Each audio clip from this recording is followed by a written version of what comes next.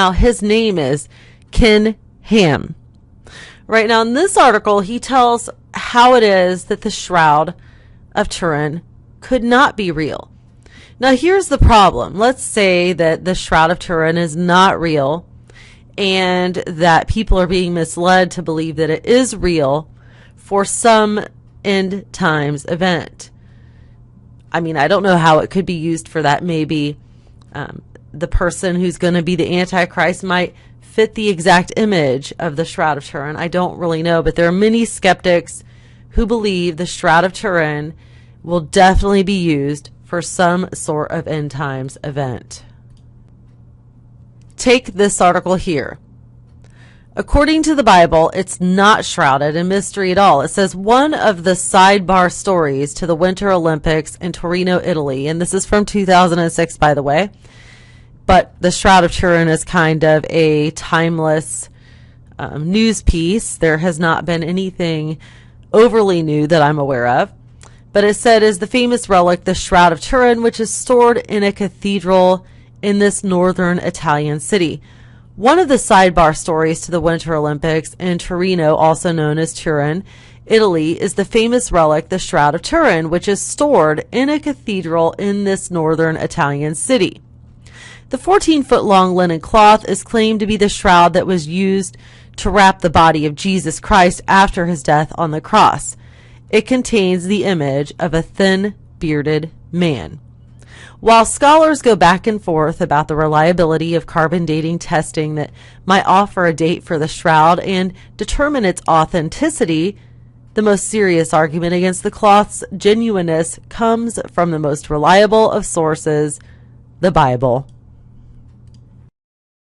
Now, they do give us the verse here over on the side, as you can see, John 20:5-7. He bent over and looked in at the strips of linen lying there, but did not go in. Then Simon Peter, who was behind him, arrived and went into the tomb. He saw the strips of linen lying there, as well as the burial cloth that had been around Jesus' head. The cloth was folded up by itself, separate from the linen. That is a pretty darned good argument, if I do say so myself. It is clear in the New Testament that multiple pieces of cloth were used in burying Christ, not just one large sheet like the Shroud of Turin.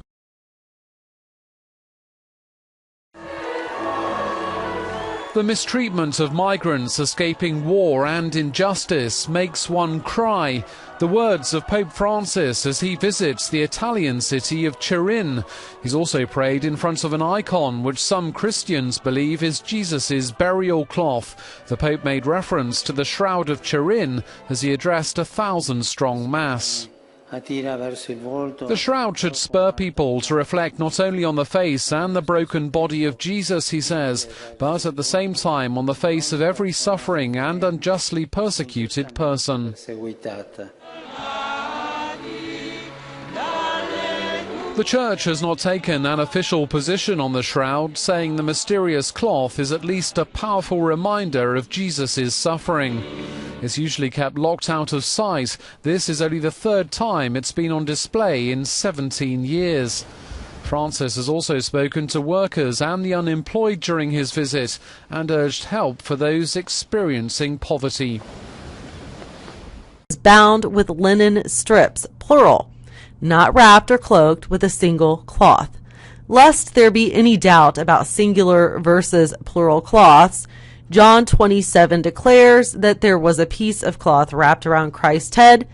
The shroud, however, is a 14-foot-long sheet that covered an entire body. Now, in my research on the Shroud of Turin, there is one part of it